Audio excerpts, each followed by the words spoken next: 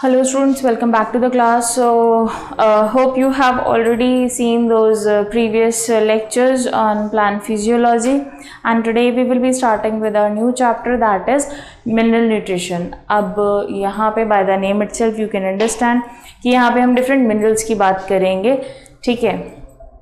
Okay. अभी तक जो चैप्टर्स आप पढ़ रहे थे उसमें it was more of the things were regarding आपके इसके लिए लाइक समझने वाला पार्ट ज़्यादा था कहो तो, ठीक है. Coming on to mineral nutrition, now learning part starts. So यहाँ पे तुम्हारे पास लर्निंग वर्क ज़्यादा होएगा, ठीक है. You will be giving different elements जहाँ पे आपको बताना होगा कि उसकी डेफिशिएंसी और टॉक्सिसिटी से क्या होता है. Means you need to learn about this. So around 17 elements are there, ठीक है. और उन 17 एलिमेंट्स के बारे में जैसे से फॉर एग्जांपल कैल्शियम है तो उसकी टॉक्सिसिटी से क्या होगा, मतलब अगर वो अमाउंट एक प्लांट में ज़्यादा है तो क्या होगा, अगर उस चीज़ की डेफिशिएंसी है तो क्या होगा, ठीक है. So this what you need to learn in this chapter. So will not be discussing in this video but I will be giving you notes according to this, ठीक है. So starting with the chapter, first of all ये जान लो कि basically ये चीज़ें होती क्या हैं. क्लास 10th में अराउंड हम लोगों ने चीज़ें पढ़ी थी अबाउट न्यूट्रिशन. लाइफ प्रोसेस में चैप्टर था, पार्ट था एक चैप्टर का, दैट वाज न्यूट्रिशन. तुम्हें पता है कि न्यूट्रिशन में what is important, taking in of the nutrients, यही डेफिनेशन थी. और ये न्यूट्रिएंट्स क्या थे, कुछ हमें स्मॉल अमाउंट में चाहिए होते थे और कुछ हमें लार्जर अमाउंट में चाहिए होते थे. So accordingly those were differentiated into micro and macro elements, isn't it. Micro जो थे ये हमें कम अमाउंट में चाहिए होते थे तो this were required in the less amount, और यहाँ पे ये लार्ज अमाउंट में चाहिए होते थे तो these were the macro elements. Now same is the case with the plants. Plants में अगर कोई न्यूट्रिएंट्स है, मतलब कहाँ से उनको न्यूट्रिशन मिल रहा है, अब यू वुड से कि मैम फोटोसिंथेसिस हो रहा था और फूड बन रहा था, that is the thing. But यहाँ पे और भी चीज़ें हैं which are required for the cell, ठीक है. अब जैसे if I am talking about this micro and macro nutrients, तो यहाँ पे भी मेरे पास क्या है, माइक्रो एलिमेंट्स हैं, ठीक है. So you have micro elements और you can say trace elements, ठीक है. These are found in traces in the plant. Coming on to the next thing we have is macronutrients, macro elements, ठीक है. अब macro elements will be required in a higher portion, ठीक है. या फिर इनको हम minerals भी बोलते हैं और या फिर इनको major elements भी बोलते हैं, and these are known as minor, ठीक है. क्लियर है. सो यहाँ पे ये चीज़ है. So coming on to the minor, micro या फिर ट्रेस एलिमेंट्स की अगर मैं बात करूँ, so how these are defined. Basically if I am talking about this, so ये अगर प्लांट में चाहिए तो इट्स ऑल अबाउट 0.1, ठीक है. What 0.1, these are actually required by the plants in 0.1 mg per gram of the dry weight of the plant, ठीक है. 0.1 mg per gram dry weight of the plant, ठीक है. ये तो इतना रिक्वायर्ड है, ठीक है. How much it is required by the plant. Coming on to this, so यहाँ पे क्या है, it is 1 to 10 mg per gram dry weight of the plant, ठीक है. तो ये मेजर है या फिर मैक्रो है, ठीक. यहाँ तक कोई प्रॉब्लम. नेक्स्ट इज कि माइक्रो और मैक्रो कौन कौन से हैं एलिमेंट्स, ठीक है, which is mentioned in your books. जहाँ पे आयरन जो है दैट इज बीन टेकन, कुछ में उन्होंने मैक्रो लिया है और कुछ में माइक्रो है, ठीक है. So coming on to this micro elements, so micro elements you can have, I am writing here, ठीक है. एक हो सकता है iron, then you can have manganese, ठीक है, देन बोरॉन, ठीक है, then you can have zinc, then copper, chlorine, ठीक है, nickel and you can have molybdenum, ठीक है। ये कुछ चीज़ें हैं जो माइक्रो एलिमेंट में काउंट करती हैं। कौन कौन सी? आयरन, मैग्नीशियम और boron, zinc, copper, chlorine, nickel and molybdenum.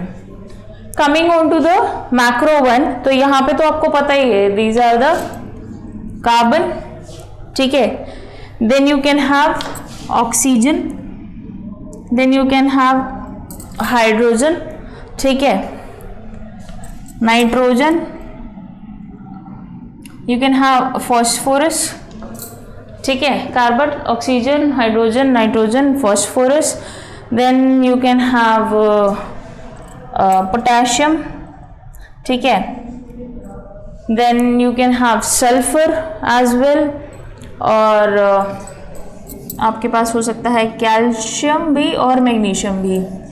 1 2 3 4 5 6 7 8 9 10 11 12 13 14 15 16 17, ठीक है। तो कुल मिला के ये 17 एलिमेंट्स हैं which are differentiated into macro और micro. Hopefully it is clear, ठीक है। तो मैक्रो के केस में carbon, oxygen, hydrogen, nitrogen, phosphorus, potassium, sulphur, calcium और magnesium. Clear? So you need to remember this. अब तुम इसका कुछ भी बना सकते हो याद करने के लिए, that is will be your short trick, ठीक है। अब ये जो अबव 17 एलिमेंट्स हैं, these are actually considered as essential elements, ठीक है। तो these are first of all 17 in number जिनके बारे में हम पढ़ेंगे, एंड इनको हम बोलते हैं एसेंशियल एलिमेंट्स, ठीक है। सॉरी, क्लियर है? अब यहाँ पे इनको एसेंशियल एलिमेंट्स क्यों कहा गया है, तो late us see that. I am rubbing out this.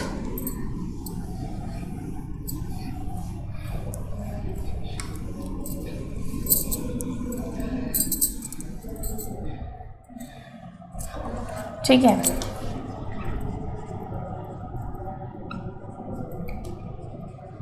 इनको एसेंशियल एलिमेंट्स क्यों कहा गया है? First of all, what they are constituting is these elements actually are a part of biomolecules, ठीक है। सो ये बायोमोलिक्यूल के पार्ट हैं, तो क्या कर रहे हैं? प्लांट स्ट्रक्चर को बेसिकली बना रहे हैं, ठीक। सो these elements actually are the part of biomolecules, ठीक है, which is helpful in making the plant structure. Next coming on to, अब यहाँ पे ये बेसिकली क्या है? एनर्जी प्रोड्यूसिंग कंपाउंड्स, ठीक है, इनके लिए ज़रूरी हैं। So these are essential for energy producing compounds, ठीक है, जैसे एटीपी हो गया तुम्हारा, ठीक है, पार्ट ऑफ बायोमोलिक्यूल है, स्ट्रक्चर बना रहे हैं, एनर्जी प्रोड्यूसिंग कंपाउंडिंग इंपॉर्टेंट है, that is your for ATP, ठीक है। नेक्स्ट आते हैं, दीज एक्टिवेट और इनहिबिट एंजाइमेटिक एक्शन, ठीक है। अब यहाँ पे ये एक्टिवेट कर सकते हैं या फिर दे कैन इनहिबिट द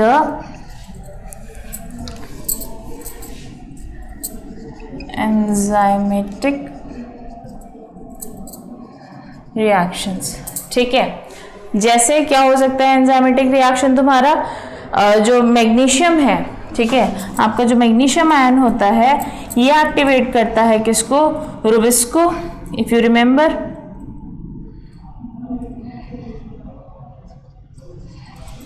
ठीक है। और basically I should write it this, rubisco and pepco, if you remember this, ठीक है, प्रीवियस लेक्चर में पढ़ा है। तो मैग्नीशियम एक्टिवेट करता है आपके एंजाइम रूबिस्को और पेप्को को, ठीक है। नेक्स्ट इज मोलिबेडनम जो होता है, ठीक है। तो मोलिबेडनम आपका क्या एक्टिवेट करता है, नाइट्रोजन फिक्सेशन में हेल्प करता है, तो ये नाइट्रोजनेस एंजाइम को एक्टिवेट कर रहा है, ठीक है। सो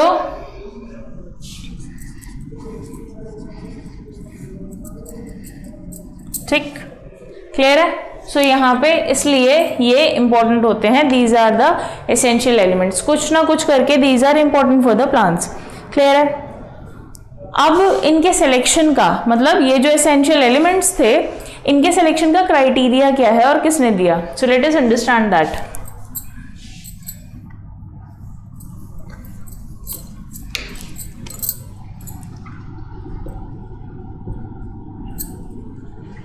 criteria for this thing essential elements, ठीक है।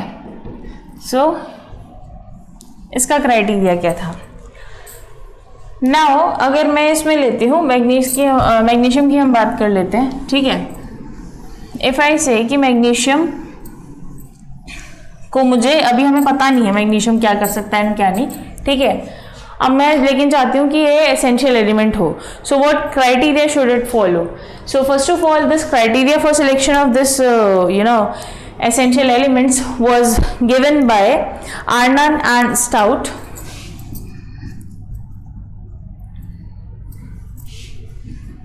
Arnon and Stout, ठीक है। इन दो साइंटिस्ट ने दिया था ये। अब इन 1939 में दिया था, ठीक है। So this was given by Arnon and Stout. अब इसमें पॉइंट्स क्या इंपॉर्टेंट थे, let us know that. So first of all essential element वो होता है विच इज रिक्वायर्ड और essential for the plant and no substitute can replace it, ठीक है। तो मतलब कोई भी सब्सटीट्यूट, मतलब ऐसा नहीं है कि अच्छा जी जैसे मान लो आप कोई मेडिसिन लेने जाते हो, ठीक है। तो आपको जो मेडिकल स्टोर वाला होता है वो कभी कभार दूसरी कंपनी की दवाई देते हैं कि अच्छा ये भी ना यही चीज़ है, ठीक। तो यहाँ पे क्या है सॉरी, ठीक। तो यहाँ पे क्या हुआ कि this can have a substitute, मतलब ये नहीं है तो ये हो सकता है, ठीक है। बट अगर मैं बात करूंगी एसेंशियल एलिमेंट की, तो इस प्लांट को यही चीज़ रिक्वायर्ड है और इतने ही अमाउंट में रिक्वायर्ड है, इसके अलावा उसका कोई सब्सटीट्यूट नहीं हो सकता, और इसकी डेफिशिएंसी से या फिर टॉक्सिसिटी से there will be some problem in the plant, clear है। तो यहाँ पे इसका सब्सटीट्यूट नहीं मिलना चाहिए। प्लस इसके मान लो कि कुछ परसेंटेज कम है, ठीक। सो इसकी डेफिशिएंसी या टॉक्सिसिटी दिख जाएगी प्लांट में, ठीक। So another point can be its deficiency और toxicity could not be substituted by any other supplement, ठीक है। So next point can be this, its toxicity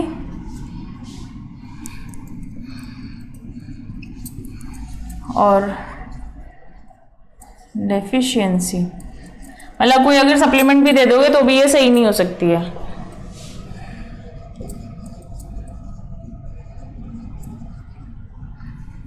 recovered by any supplement, ठीक है, क्लियर है। So this can be another important point in case of this. Third case can be कि ये directly involved होते हैं किसी भी metabolic function में। So यहाँ पे these are directly involved in metabolic reactions, ठीक है। तो ये तीन इंपॉर्टेंट पॉइंट है क्या। First of all it was given by Arnon and Stout in 1939। यहाँ पे it is the only thing which is being required by the plant यही एसेंशियल है, इसका कोई सब्स्टिट्यूट वर्क नहीं करेगा। इसकी अगर डेफिशिएंसी होती है या टॉक्सिसिटी होती है, ऐसा नहीं है कि मैग्नीशियम की ज़रूरत है और आप नाइट्रोजन प्रोवाइड कर दो तो plant will recover from the toxicity symptoms या फिर डेफिशिएंसी सिम्टम्स के, ठीक है। तो यहाँ पे क्या होगा, कोई भी सप्लीमेंट इसके डेफिशिएंसी या टॉक्सिसिटी सिम्टम्स को कम या ज़्यादा नहीं कर पाएगा, सिर्फ उसी की रिक्वायरमेंट है। नेक्स्ट इज, जितने भी मेटाबॉलिक एक्टिविटी हो रही है in the plant, these are the only direct things which should be available in the plant for metabolic reactions. Hopefully it is clear. ठीक है, यहाँ तक कोई दिक्कत नहीं होनी चाहिए। नेक्स्ट चीज़ें आती हैं कि बेसिकली हम पढ़ रहे हैं about the 17 essential elements.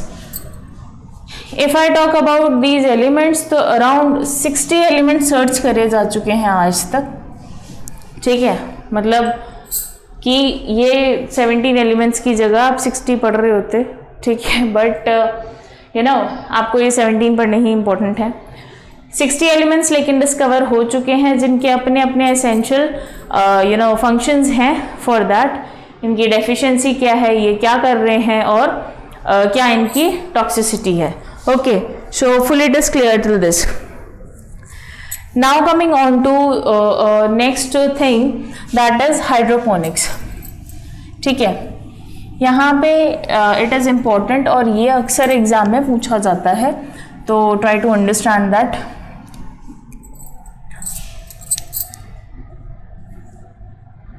Hydroponics, ठीक है, हाइड्रोपोनिक्स क्या होता है। Now understand it this way। I have told you about tissue culture, ठीक है।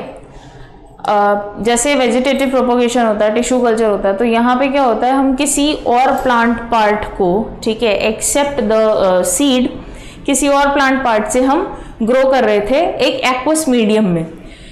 If you remember about the tissue culture, तो टिश्यू कल्चर में क्या चीज़ें अवेलेबल थी, मैंने आपसे कहा था कि एक बीकर है, ठीक है, यहाँ पे हमने इसको, ये जेल बेस्ड है, ठीक। जेल, इस जेल में एक्चुअली सारे न्यूट्रिएंट्स प्रेजेंट होते हैं which are then required for that plant to grow. जैसे यहाँ पे मैंने इस प्लांट पार्ट को प्लेस कर दिया, स्टेम है और ये नोड पार्ट है, ठीक है। तो मैंने 2 या 3 नोड ले ली हैं और उसको इसमें यहाँ पे प्लेस कर दिया है, ठीक। अब यहाँ पे मेरी ग्रोथ के, मतलब प्लांट की ग्रोथ के लिए, ठीक है, प्लांट की ग्रोथ के लिए यहाँ पे अवेलेबल हैं कुछ डिफरेंट हॉर्मोन्स, ठीक है। हॉर्मोन्स कौन से हो सकते हैं आपके, phyto hormones, if you remember, auxin, cytokinin, ठीक है, याद है, जिब्रेलिक एसिड वगैरह, ठीक है। तो ये इंपॉर्टेंट है यहाँ पे। अब इनको अभी नॉर्मल ग्रोथ करवानी है तो यहाँ पे ऑब्वियसली ऑक्सिन प्रेजेंट होगा, तो इस वाले बेस में मेरे पास क्या प्रेजेंट है, this is your agar gel और एग्रोस जेल, ठीक है। तो यहाँ पे सारे कंटेंट आपके जो इम्पोर्टेंट मिनरल्स हैं या फिर आपके इम्पोर्टेंट हॉर्मोन्स हैं, दोज आर प्रेजेंट। अब यहाँ पे जब ये थोड़ी बहुत ग्रोथ शो करने लगेगा, ठीक है, so now what it is, इसको निकाल के अब फर्दर ग्रोथ के लिए एक अलग बीकर में प्लेस कर दिया जाएगा जिसमें और दूसरे एलिमेंट्स डाले जाएंगे, ठीक है। तो क्या हो रहा है, जितने भी एसेंशियल एलिमेंट्स हैं, जब जहाँ ज़रूरत है तो एक सॉइललेस कल्चर में बेसिकली प्लांट को ग्रो करना, ठीक है। So hydroponics is basically growing a plant in a soilless culture, that too in a aqueous medium. Clear है? और I should write this for you.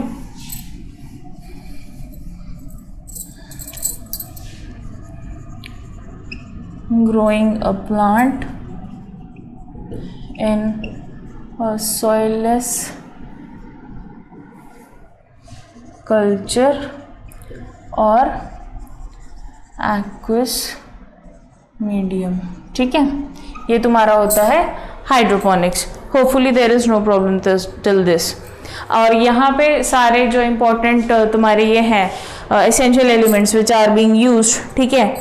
And this technique was given by सैक्स, ठीक है।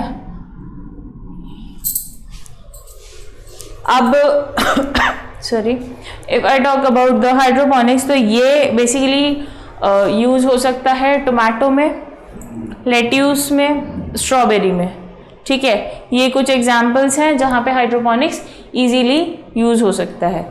Clear है? तो this was given by Sachs. Soilless culture में अगर आप ग्रोथ कर रहे हो तो, या फिर एक्वस मीडियम में बेसिकली, सो दिस इज, ठीक है, so this is your hydroponics. Hopefully it is clear till this. Deficiency symptoms भी बहुत सारे एलिमेंट्स के, हाइड्रोपोनिक्स उसको भी बोला जाता है, ठीक है। So now coming on to the next thing which is about the elements which I will be giving notes of. यहाँ पे तुम्हारे पास ना कुछ चीज़ें होंगी लाइक ओके, तो यहाँ पे तुम जो डेफिशिएंसी सिम्टम्स में जब मैं आपको नोट्स दूंगी, so you will come across the words such as chlorosis, ठीक है, या फिर नेक्रोसिस। सो क्लोरोसिस का मतलब क्या होता है कि it is like you know loss of pigment, chlorophyll, ठीक है, basically it is the loss of pigment. Necrosis का मतलब हुआ क्या कि डेथ हो रही है, मीन्स कि इफ़ यू से जो ओल्डर लीव्स हैं, ठीक है, तो वो क्या है, उनके एजेस या फिर टिप्स क्या हो रही है, ड्राई हो रही है, ठीक है। So that is your necrosis वाला पार्ट, ठीक। तो इंटरनल टिश्यूज कुछ डेड हो रही है, ठीक। So in the notes you will be getting that. I am starting, I will be starting with the new topic now, that is your mechanism of absorption. ठीक है, so let us see what is in that.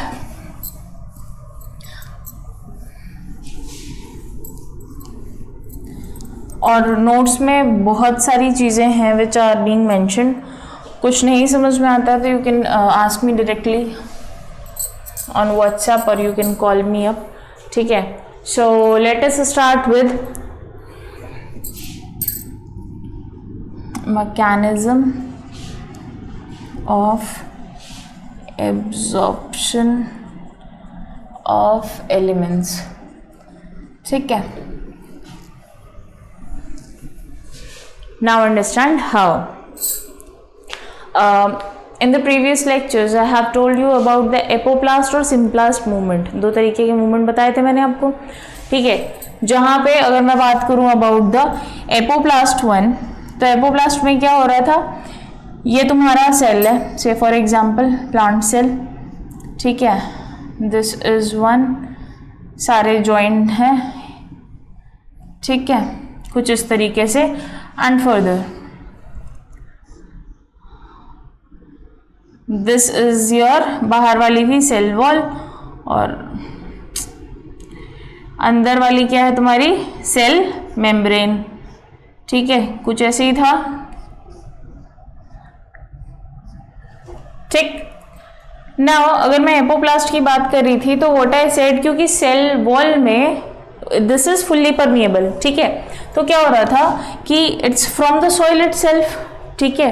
तो different, जैसे soil की weathering हो गई या फिर कुछ हुआ तो उसमें से क्या हो रहा है, मिनरल्स मिल रहे हैं उसको, तो सॉइल से ही मिनरल्स आएंगे। अब इनका ट्रांसपोर्टेशन कैसे हो रहा है, it's either by this way, like वो सेल का पार्ट होते हुए नहीं जाएंगे, and this will be moving through this place, means सिर्फ the outer space of the cell, and same goes further.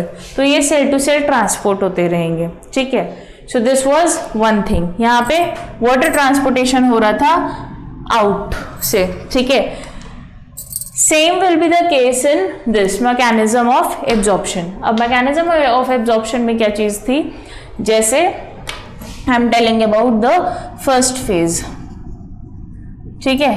तो पहले फेज में क्या है, आपका मूवमेंट कुछ इस तरीके से, जैसे एपोप्लास्ट होता था, जहां पे ये जो एलिमेंट्स हैं, this will not be becoming the part of the cell sap, internally इसके एंटर नहीं हो रहे हैं, सिर्फ बाहर बाहर से मूव कर रहे हैं। क्लियर है? So this is your apoplast movement. If you remember, I have also given you the example of कि अगर आपको कुछ सामान लेने भेजा गया है, ठीक है, घर से आपको सामान लेने भेजा गया है किसी शॉप पे, एंड इन अगर आप डायरेक्टली सामान लेके आ जाते हो तो ऑब्वियसली आप जल्दी आ जाओगे, ठीक है। In case you get some friends in between, ठीक है, कि हाँ भाई बस थोड़ी बहुत बात कर ली, आप लेट हो गए यहाँ पे, ठीक है, तो यहाँ पे आपका प्रोसेस वो सामान लेके जाने का वापस घर विल बी स्लो, ठीक। सो इफ आई से यहाँ पे जो प्रोसेस है सॉरी, ये क्या है, रैपिड है, and this is again passive process, ठीक है। यहाँ कोई भी एनर्जी की रिक्वायरमेंट नहीं है, plus it is a rapid process. और ये क्या होगा, this will be moving into the free spaces. Hopefully यहाँ तक क्लियर है। Coming on to the second phase. Second phase में क्या हो रहा है, it is somewhat like your symplast. Symplast मतलब एस, सबसे मिलते हुए जा रहा है, तो ये क्या होगा, यहां से एंट्री होगी एंड अब सबसे मिलते हुए जाएंगे तो ऑब्वियसली रेट तो होना ही है, ठीक है। So this is your symplast movement. Clear है? होपफुली यहां तक कोई दिक्कत नहीं है, ठीक है। Now coming on to this, ये एक एक्टिव प्रोसेस है, ठीक है, मतलब इधर एनर्जी रिक्वायर्ड है, plus this will be a slow process, ठीक है। तो फर्स्ट फेज में क्या होगा, दो तरीके से एब्जॉर्प्शन हो सकता है इन एलिमेंट्स का, first phase and second phase. First phase is like your apoplast, जहां पे रैपिड और पैसिव मूवमेंट है, कोई एनर्जी की रिक्वायरमेंट नहीं है, एंड इट इज फास्टर और फ्री स्पेस से मूव होंगे। But coming on to the second phase, it is about the symplast, और ये एक्टिव प्रोसेस होगा जहां पे movement will be slow. Hopefully there is no problem in this case, ठीक है। तीसरा तरीका है हमारे पास क्या, flux. So let us understand what that is.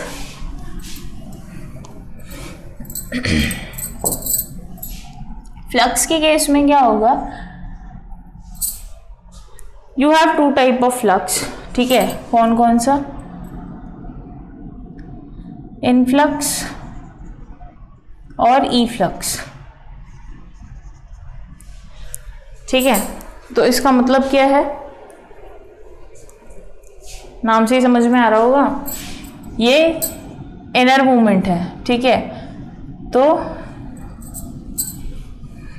It will be inner flow, and ये this will be your outflow. अब यहाँ पे फ्लक्स की बात हो रही है, basically it is about the ion movements, ठीक है, ions movement in and outside, ठीक है। तो फुली फ्लक्स इज क्लियर, यहाँ पे तुम्हें कुछ नहीं करना है। Flux is basically movement of those ions जहाँ पे इनफ्लो और आउटफ्लो दिखा रहे हैं। तो इनफ्लो जो होगा that will be influx, outflow जो होगा that will be efflux. Clear है? होपफुली यहाँ तक कोई प्रॉब्लम नहीं है। तो this was one thing. Now आते हैं हम पैसिव एब्जॉर्प्शन पे, ठीक है। तो पैसिवली एब्जॉर्प्शन कैसे हो सकता है,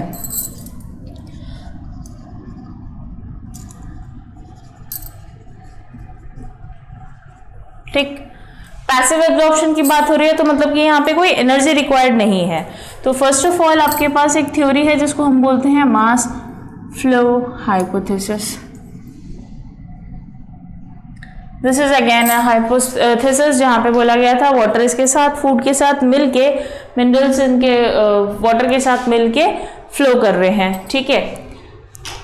second theory what you have is ion exchange theory.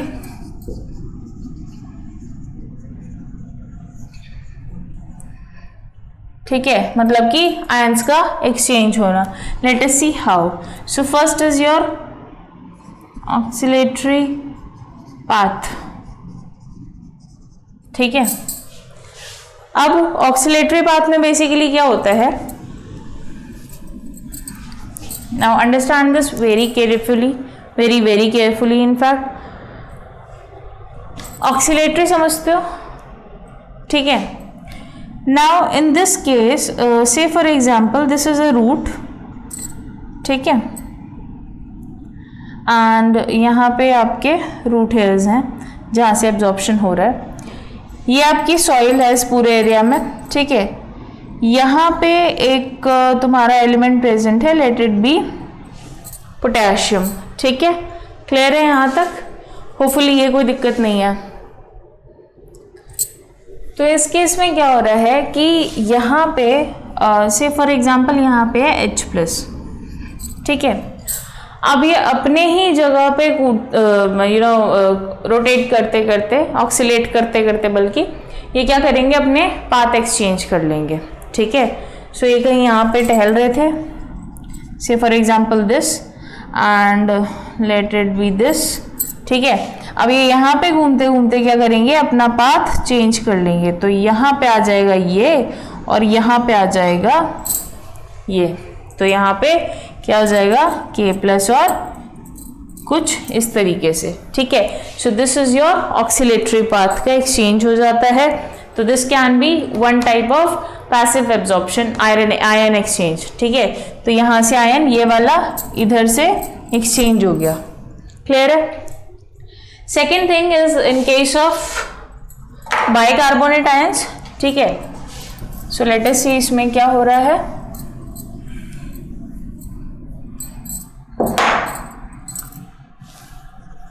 This is bicarbonate, something will follow this. ये रूट है, ठीक है, यू नो। यहाँ पे ये K+ घूम रहे हैं। ठीक है, यहाँ पे इफ आई से इट इज CO2 और वाटर मिल रहे हैं यहाँ। ठीक है, CO2 और वाटर अगर मिल रहे हैं तो what they will be forming, they will be forming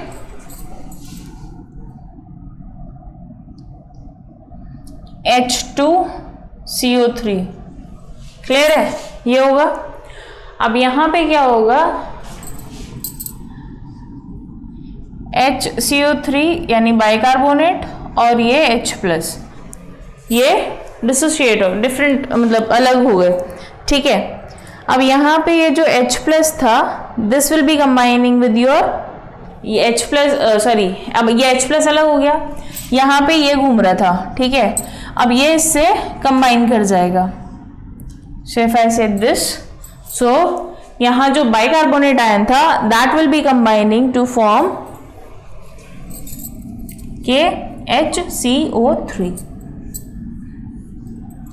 ये अलग तरीका है अबाउट दिस ऑक्सीलेटरी पाथवे का एक्सचेंज का। Hopefully it is clear. ठीक है, तो क्या हुआ, कुछ ऐसे कर सकते हैं, या फिर सॉइल में ये है ऑलरेडी और यहाँ पे इसका ब्रेकडाउन होता है, so this can be forming this. Clear है? सो ये तो हो गया आपके आयन एक्सचेंज थ्योरी। नेक्स्ट आते हैं in that case, that is Donnan's equilibrium. ठीक है, and I am again telling you, अगर कोई भी चीजें नहीं समझ में आ रही हैं तो you can ask me directly. ठीक है, डोनन्स इक्विलिब्रियम ये समवट जो फ्लक्स वाला सिचुएशन थी उसके बराबर ही है। मूवमेंट ऑफ आयन है, ठीक है, but how it is some non diffusible ions जो होते हैं उनका मूवमेंट हो रहा है। तो in this case they are saying is कि जो आयंस है, basically I am writing movement of non diffusible ions. ठीक है, ये उनके लिए है आयंस। ठीक है, तो इस केस में ये क्या बोल रहे हैं, जो कटायंस होते हैं और एनायंस होते हैं। ठीक है,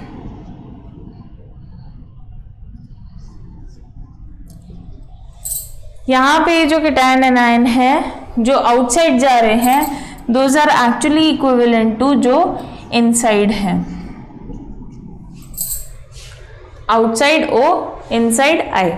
तो ये इनका कहना है इस इक्विलिब्रियम के चलते कि जो कटायंस और एनायंस हैं जितने बाहर जा रहे हैं उतने ही अंदर आ रहे हैं। क्लियर है? Okay, so you can go with this. C0 is your cation outside और A0 आपका क्या है, anions outside। Same is the case with this, cations inside and anions outside. और प्लीज लिख लेना वरना फिर भूल जाते हो, फिर तुम्हें याद नहीं रहेगा कि क्या हो गया। ठीक है, क्लियर है? सो ये तो हो गया तुम्हारा पैसिव एब्जॉर्प्शन। अब आते हैं हम अबाउट एक्टिव एब्जॉर्प्शन की एनर्जी जहां पे रिक्वायर्ड है, अब वो एब्जॉर्प्शन कैसे होगा। So let us understand that as well. So let us understand कि अब एक्टिव एब्जॉर्प्शन में क्या होगा। ठीक है,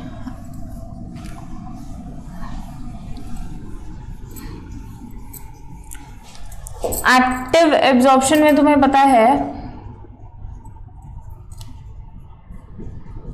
कि क्या चाहिए। फर्स्ट ऑफ ऑल इसको कैरियर प्रोटीन चाहिए। ठीक है, तो in this case they require a carrier protein for facilitated diffusion. ठीक है, दूसरी चीज क्या होगी, ये हम एलिमेंट्स की बात कर रहे हैं। ठीक है, उसके लिए इंपॉर्टेंट है। अदरवाइज फैसिलिटेटेड डिफ्यूजन में एनर्जी की रिक्वायरमेंट नहीं होती है, that is a passive process. But यहाँ पे इसके एब्जॉर्प्शन के लिए इसको चाहिए, तो यहाँ पे कैरियर प्रोटीन की रिक्वायरमेंट है, एनर्जी विल बी रिक्वायर्ड और चैनल्स रिक्वायर्ड होंगे। ठीक है, फॉर दिस मूवमेंट। क्लियर है? सो फर्स्ट ऑफ ऑल हम आते हैं इनटू नाइट्रोजन फिक्सिंग।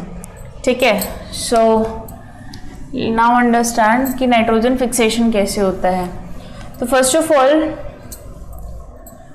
जो एटमॉस्फेरिक नाइट्रोजन है वो किस किस तरीके से उसका फिक्सेशन हो सकता है, तो those will be converted into. तो यहाँ पे देखो क्या हुआ, ये आपकी एटमॉस्फेरिक नाइट्रोजन है। ठीक है, this will be converted into usable forms.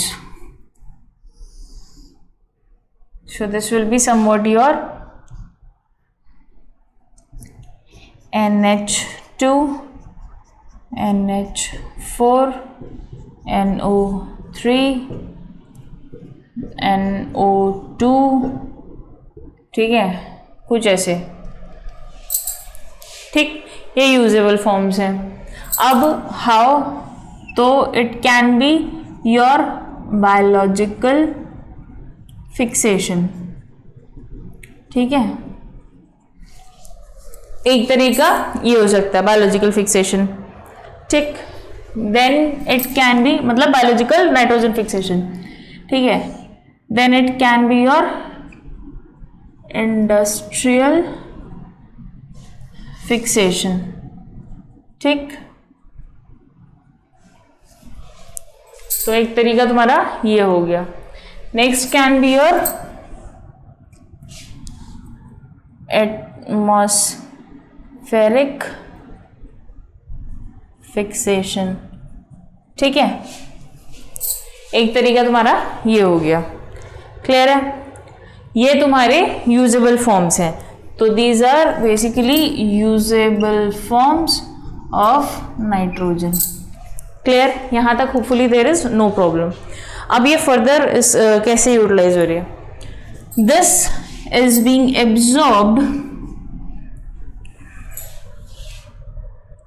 Absorbed by plants. ठीक है, इसको प्लांट्स ने एब्जॉर्ब कर लिया। नेक्स्ट आते हैं कि अब यहां पे आ गए तुम्हारे एनिमल्स। क्लियर है? Hopefully it is visible. ठीक है, तो इधर आ गए तुम्हारे एनिमल्स। अब इन्होंने क्या किया, these have eaten those plants as food. Food eaten.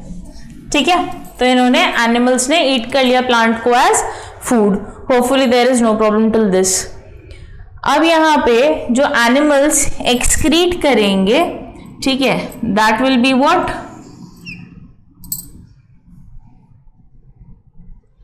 Excretion.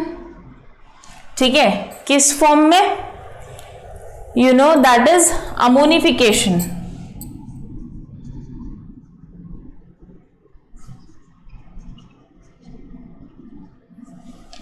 Clear है? तो ये हो गया तुम्हारा एक्सक्रीशन वाला पार्ट, और excretion basically will be like urea. ठीक है, नेक्स्ट आते हैं, अब ये एनिमल्स की डेथ भी होगी, ठीक है, तो ये मरेंगे भी, और ये प्लांट्स की भी डेथ होगी। ठीक है, सो प्लांट्स और एनिमल्स ये क्या करेंगे, डीके करेंगे। ठीक है, और दीज विल बी डेड। ठीक, इस सिचुएशन पे क्या हो रहा है, अब ये जो डीके और डेड करेंगे, सो यहाँ पे decaying bacteria will be used, something over here. Clear है, यहाँ डीकेइंग बैक्टीरिया हो गया, वापस से ये क्या करेगा, अमोनिफिकेशन। ठीक है, hopefully there is no problem till this. अब यहां से इसका वापस से डीनाइट्रिफिकेशन होगा, denitrification by denitrifying, or there I am writing nitrifying bacteria. ठीक है, so this is again denitrification of this into atmospheric nitrogen, so denitrifying bacteria से। hopefully it is clear. again I am telling you, atmospheric nitrogen थी, इसका fixation हुआ 3 तरीके से। Biological fixation can be there, industrial fixation हो सकता है, और एटमॉस्फेरिक फिक्सेशन हो सकता है। These are the usable forms of nitrogen, जो कि बाकी जो बायोटा है वो यूज करेगा। जैसे प्लांट्स इसको एब्जॉर्ब कर लेंगे, प्लांट्स को खाया एनिमल्स ने एक्सक्रीट आउट किया, अमोनिफिकेशन हुआ, एनिमल्स की डेथ हो गई, प्लांट्स डीके कर गए, they will be by decaying bacteria. यहाँ से अमोनिफिकेशन होएगा वापस इनटू द यूजेबल फॉर्म्स, और वापस से क्या होगा, डीनाइट्रीफाइंग बैक्टीरिया से डीनाइट्रीफाई हो जाएगा, forming the atmospheric oxygen, sorry nitrogen. ठीक है, तो यहाँ पे क्या हुआ, आपका जो डीनाइट्रीफाइंग बैक्टीरिया था that is actually your Pseudomonas.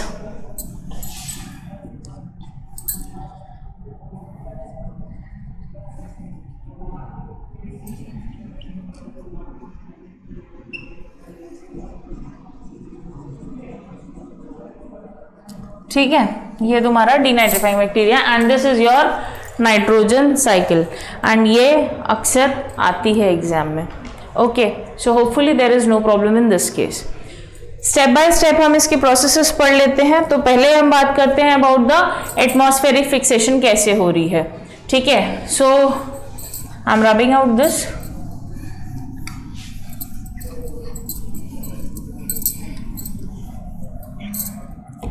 So let us see atmospheric fixation। ठीक है, अब ये एटमॉस्फेरिक फिक्सेशन कैसे हो रही है, that is your N2 and O2 will be together. यहाँ पे क्या हुआ, लाइटनिंग होगी एंड UV रेज। ठीक है, इसकी प्रेजेंस में what it will be forming, it will be forming NO। Clear है, hopefully no problem to this case. अब क्या होगा, वापस से आ जाएगा वाटर भी यहाँ पे। ठीक है, NO plus water will be giving you what, NO2 and NO3। यही यहाँ पे आयंस बन जाएंगे नाइट्राइट और नाइट्रेट के। तो अगर तुम्हें पता हो तो ये होते हैं नाइट्राइट और ये होते हैं तुम्हारे नाइट्रेट। ठीक है, you need to remember this। Clear है, atmospheric fixation N2 plus O2 NO form करेगा, NO वाटर के साथ कंबाइन होगा, will be forming nitrates and nitrites. वापस से ये वाटर से कंबाइन होंगे।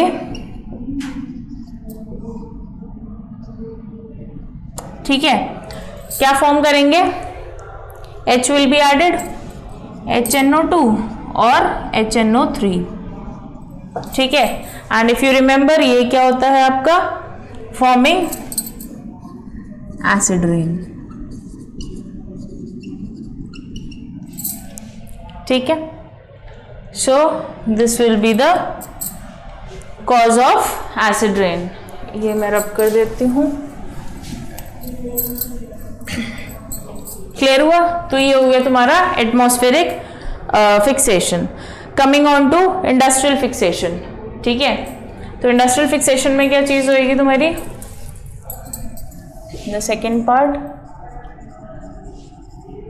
इंडस्ट्रियल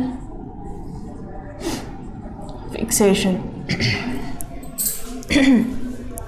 ओके, यहाँ पे क्या हो रहा है तुम्हारे पास इंडस्ट्रियल फिक्सेशन में, N2 तो है ही, प्लस क्या हो गया, N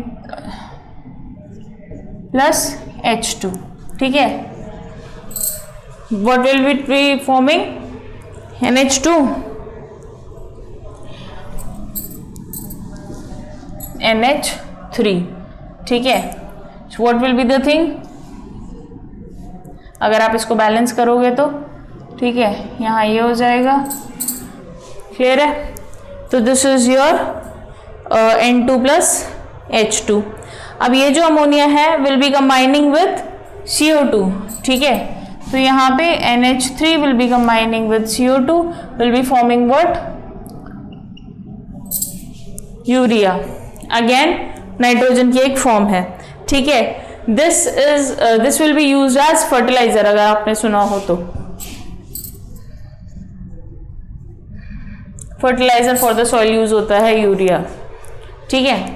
क्लियर है यहाँ तक, hopefully there is no problem till this. ये इसका हमने पढ़ा था अभी, यूरिया का अमोनिफिकेशन हो रहा था, ठीक है। तो ये अगर अमोनिफिकेशन हुआ इसका तो this will be forming NH4, ठीक है, क्लियर है, ठीक है। तो यहाँ पे हो गया तुम्हारा एटमॉस्फेरिक और इंडस्ट्रियल फिक्सेशन। अब आते हैं हम बायोलॉजिकल फिक्सेशन पे, ठीक है, वो कैसे होता है। सो लेट अस अंडरस्टैंड दैट, बस इसमें यही चीज़ें समझने वाली हैं, ठीक है। ये एसिड रेन कैसे हो रही है, उधर फर्टिलाइजेशन कैसे हो, फर्टिलाइज़र क्या यूज़ हो रहा है, यूरिया कैसे बना और कैसे वो अमोनियम आयन में कन्वर्ट हो रहा है, ठीक है। The third part is biological fixation. आपने सुना होगा कि बायोलॉजिकली अगर फिक्स होता है तो you have some nitrogen fixing bacterias होते हैं, ठीक है। सो यहाँ पे दो तरीके के हो सकते हैं, those can be free living, ठीक है, या फिर those can be your symbiotic relationship में। सिम्बायोटिक रिलेशनशिप समझते हो, म्यूचुअली बेनिफिटेड, दोनों ही बेनिफिटेड है। तो if I am talking about the free living bacteria, तो फ्री लिविंग में आएगा तुम्हारा जैसे अजोटोबैक्टर हो गया, ठीक है। तो ये तुम्हारे फ्री लिविंग का है। If I say about nostoc, तो ये तुम्हारा आ गया सिम्बायोटिक रिलेशनशिप में। सो नाउ अंडरस्टैंड कि इसमें क्या कैसे हुआ। So you must have heard about rhizobium, ठीक है। एंड तुमने ये भी सुना होगा कि पल्सेस में, ठीक, जो ज़्यादा प्रोटीनेशियस सब्सटेंसेस होते हैं, तो जैसे पल्सेस हो गई तुम्हारी, तो यहाँ पे रूट नोड्यूल्स फॉर्म होते हैं, ठीक है। So some swollen portion is there in the roots, ठीक है। तो यहाँ पे रूट नोड्यूल्स फॉर्म होते हैं। सो लेट अस सी कि ये कैसे होता है, ठीक है।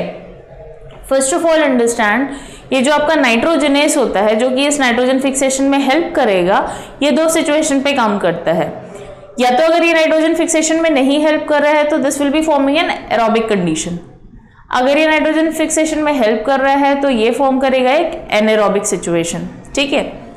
Now second thing is about the root nodules formation. ये प्रोटीनेशियस पार्ट में होता है, प्लस ये जो नाइट्रोजनेस होता है ये मॉलिबेडनम और Fe प्रोटीन से मिलके बना होता है। तो it's the composition of the two, clear है? अब ये रूट नोड्यूल्स कैसे फॉर्म होते हैं, तो अंडरस्टैंड दिस।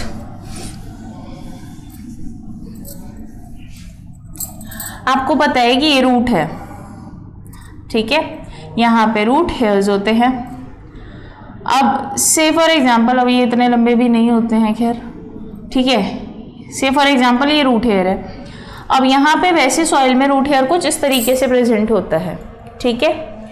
यहाँ पे इनको नाइट्रोजन फिक्सिंग बैक्टीरिया मिल गया, तो ये क्या करेगा, ये bacterial thread will be going to this. ये बैक्टीरियल थ्रेड पहुंच जाएगा किस तक, कॉर्टेक्स तक। Hope you remember, root hair होता है, एपिडर्मिस होता है, कॉर्टेक्स होता है, फिर इंटरनली बाकी सेल्स प्रेजेंट होते हैं, ठीक है। तो ये ऐसे पहुंच जाएगा कहाँ तक, इनटू द इनर सेल्स, जिसको हम बोलते हैं क्या, कॉर्टेक्स, ठीक है। अब ये यहाँ तक पहुंच गया। This is an infectious thread. अब इसकी क्या हो जाएगी, धीरे धीरे दिस विल बी कुछ रूट हेयर की कर्लिंग होने लगेगी, ठीक है। अब रूट हेयर की कर्लिंग के बाद का प्रोसेस क्या है, ये तो यहां चला गया, ठीक है, यहां पे रूट हेयर की कर्लिंग होगी। ये कर्लिंग करते हुए क्या फॉर्म कर लेगा आपका, रूट नोड्यूल। तो यहाँ पे क्या हो रहा है, इन्फेक्शियस थ्रेड यहाँ पे प्रेजेंट था, ये इन्फेक्शियस यहाँ तक आया, कॉर्टेक्स तक चला, प्लस यहाँ पे रूट हेयर जो है वो कर्ल हो गया, ठीक है। अब दो चीजें पॉसिबल है यहाँ पे, क्या, ये जो नोड्यूल फॉर्मेशन है, ठीक है, या तो ये फर्स्ट ऑफ ऑल क्या होता है, जो नाइट्रोजन एनारोबिक सिचुएशन प्रेजेंट कर रहा है वो वाला बैक्टीरिया, जो स्पेशल सेल्स हैं बेसिकली, ठीक है, तो वो नाइट्रोजन फिक्सिंग सेल्स हैं, ठीक है। तो या तो वो यहां पर जाएंगे, तो यहाँ पे नाइट्रोजन फिक्सिंग सेल्स में नाइट्रोजन फिक्स हो जाएगी। Second thing is by bacteroids, ठीक है। अब ये बैक्टीरियोइड क्या करेंगे, this will be initiating cell division in the cortex, क्योंकि ये यहां तक पहुंच चुका था। अब ये बैक्टीरिया क्या करेगा, कॉर्टेक्स में सेल डिवीजन करवाएगा, ठीक है, जिससे क्या होगा, obviously there will be an increase in size. सो यहां पे सेल डिवीजन इन कॉर्टेक्स, और ये क्या करेगा, नोड्यूल फॉर्म करेगा। क्लियर है? इधर नाइट्रोजन फिक्सेशन ऐसे हो जाएगा by special nitrogen fixing cells, इधर बैक्टीरियोइड से, जहां पे, और लेकिन ये काम कब होगा, जब नाइट्रोजन फिक्सिंग बैक्टीरिया इसको बैक्टीरियल थ्रेड बना देगा। क्लियर है? Hopefully there is no problem in this case, ठीक है। तो ये है आपका फॉर्मेशन ऑफ नोड्यूल, और यहाँ पे this curling of this root hair takes place, ठीक है। अब नाइट्रोजन फिक्सेशन का क्या रोल है, नाइट्रोजन फिक्सेशन में इफ यू रिमेंबर, तो वहां पे लेग हीमोग्लोबिन होता है, दैट इज लेग्यूमिनस हीमोग्लोबिन। ये क्वेश्चन हर बार आता है। Leg haemoglobin is of pink colour, इसलिए उसको लेग्यूमिनस हीमोग्लोबिन बोला गया है, ठीक है। Now coming on to this nitrogen fixation वाला केस। सो यहाँ पे तुम्हारे को तो जो चीज, दूसरी चीज क्या होगी, नाइट्रोजन फिक्सेशन, ठीक है। अब नाइट्रोजन फिक्सेशन के केस में देखना, ध्यान देना, बेसिकली इट इज NH3, ठीक है, विच इज बीइंग इन्वॉल्व। और तुमने एंजाइम सबस्ट्रेट तो सुना ही होगा, ठीक है। देयर इज समथिंग, मान लो कुछ ये सेटअप है, ठीक है,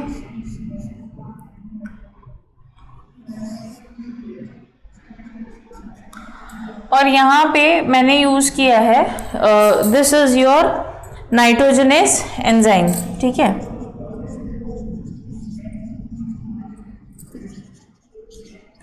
यहाँ पे मैं यूज कर रही हूँ हाइड्रोजनेस, ठीक है। तो क्या होगा इसमें, what it will be forming is,